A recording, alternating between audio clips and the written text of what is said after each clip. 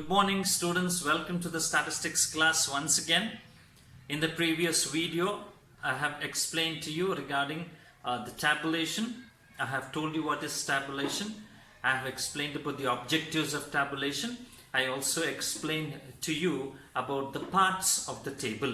Okay, and I have showed you the format, the general format of the table, and every part I have explained to you in detail. Okay, there are 8 parts. So now let's learn a little bit how to form a table. Okay, how to form a table. So when anything is given to us, any data is given to us, and when we need to form a table, it is important that we need to follow certain rules or the prerequisites that are required for a good table. Okay, so there are some things that they have mentioned, students, right? And we need to follow those rules or those principles or those requisites that we need to understand, and then we need to follow it. Okay, what is it? Number 1, the first one, it says that the size of the table should be according to the size of the paper, students. The size of the table should be according to the size of the paper.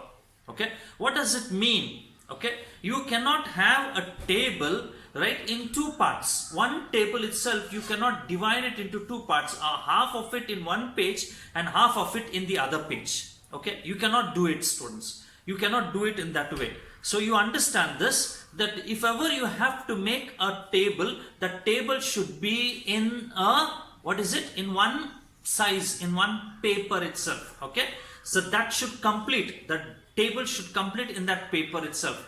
Half in one paper and the other half of the table in other paper, you should not do it, students. Okay, this is what you need to understand. That's the first rule they said.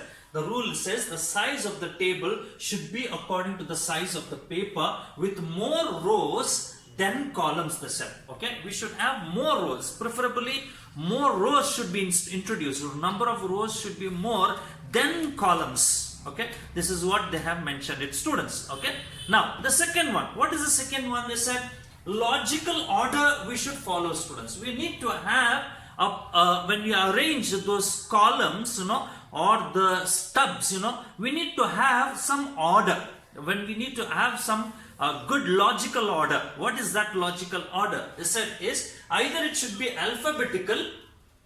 Okay, that order should be alphabetical, or it should be chronological, or either it should be geographical, or etc. etc. Like for example, we speak about college.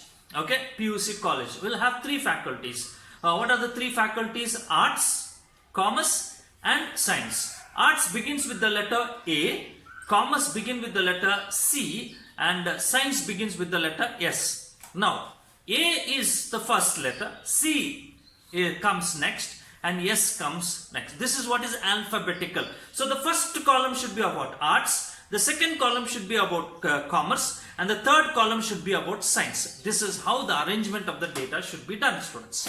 Okay, even when you collect the data regarding profits of an organization, or the losses of it, or whatever it is, if you speak about, or the inflation rate over the years, that we have to arrange it in a chronological order, students. The order of according to the happening time, according to the time of happening, we need to keep that data in order. That is what we need to understand.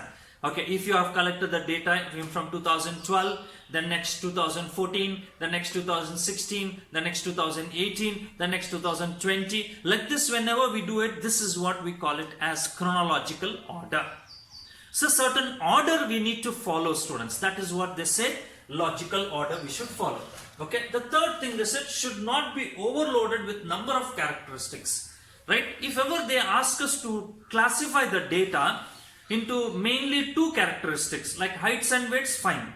If they ask us to do it according to 3 characteristics, heights, weights, and religion, it's a 3 characteristics. So like that, there are 3 characteristics. If 2 characteristics, 3 characteristics, even 4 characteristics also will be more, is okay.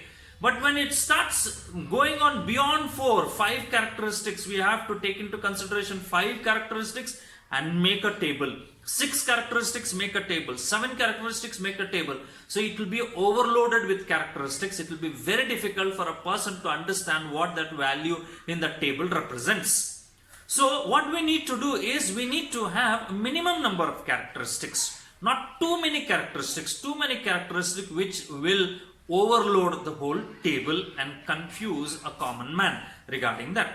So this is what you need to understand, students. Okay, right? That is the third point. What is the fourth point? The table should be complete in all aspects.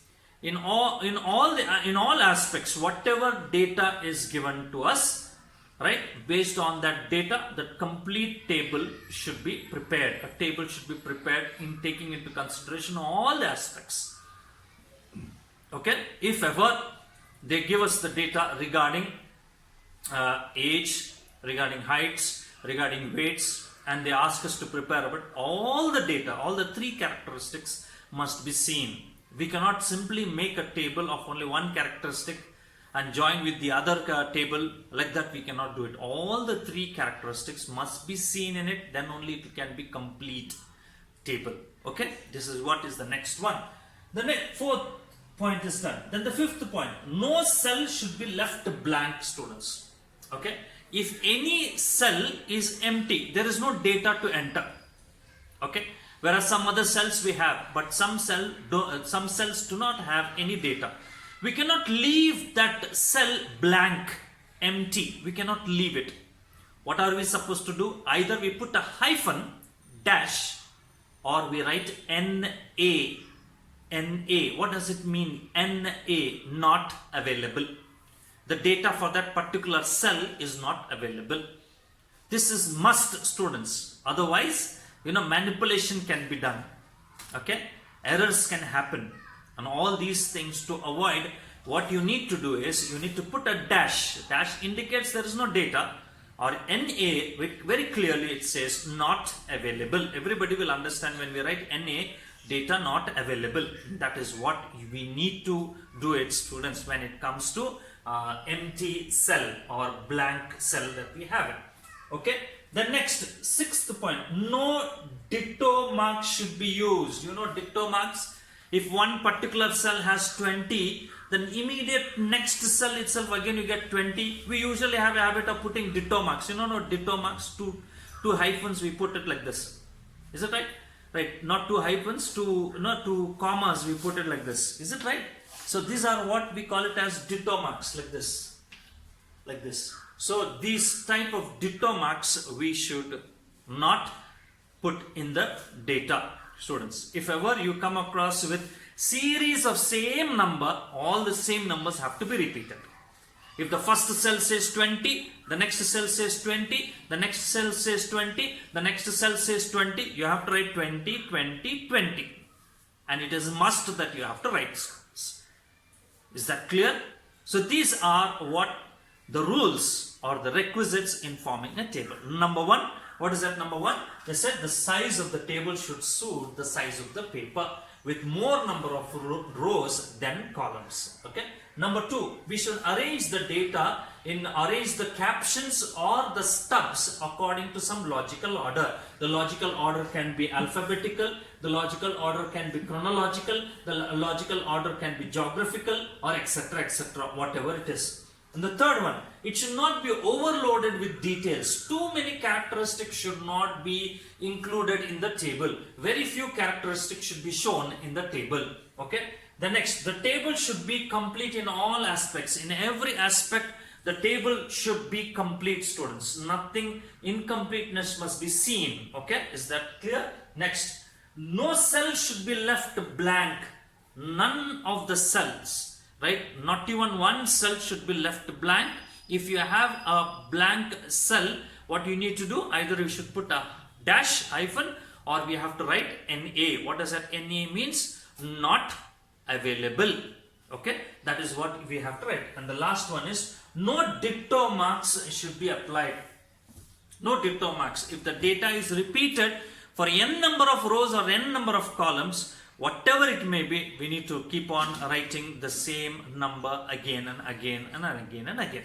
These are what the rules that we have it for tabulation. Okay, now there are types of tables, students. Okay, there are some types of tables. What are those types of tables? There are three types of tables. Number one is called simple or one-way table. It is called as what?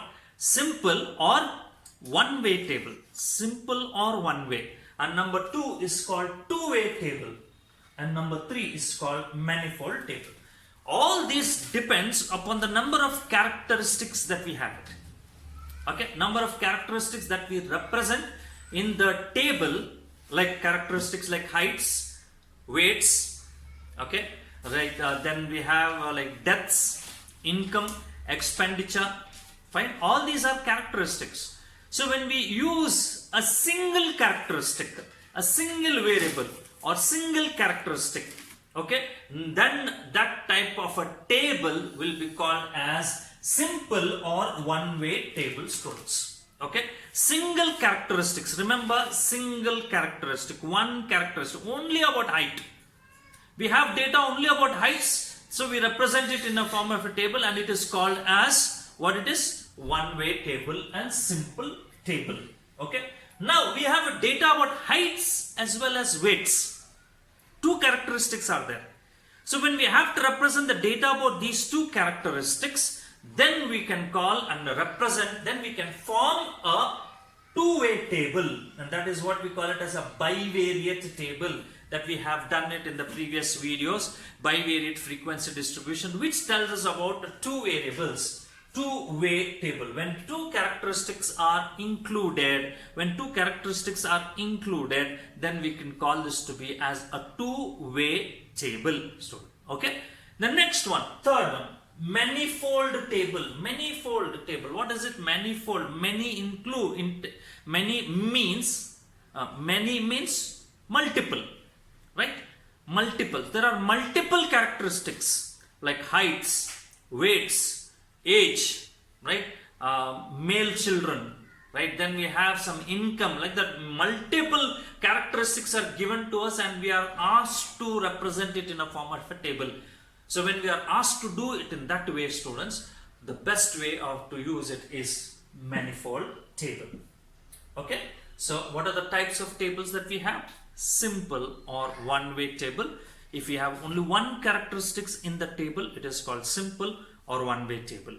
If there are two characteristics, it is two-way table or a bivariate table. If there are if there are more than two characteristics, more than two, three or more than three, right? Three or more than three characteristics, then we call that to be as manifold table. Okay, so these are the types of the table that we have, students. Okay, so this is what is the theory about this tabulation. Now one by one, students, we will learn how to form a blank table. Okay, prepare a blank table, and then how to form a table with the data.